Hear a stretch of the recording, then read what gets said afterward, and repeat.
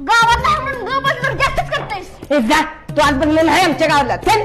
तू म्हणला म्हणून मी गावाला नसलं काय तू गावचा सरपंच लागून गेलास बे. सोडायला जाऊ तू. अरे हो, हाय मी गावचा सरपंच. हे सोड रे ह्याला जाऊन. ए भाड्यानो, काय मस्ती आहे होय? कुठलं गाव तुमचं? अरे गाव नाव सांगा की. वेकंडवाडी. तू र तरी मला वाटलेलंच काय एका गावच्या असून बांधणं करता या असलं उद्योग सोडून दुसऱ्या कशा तरी गावाचं नाव करा घेवायचं.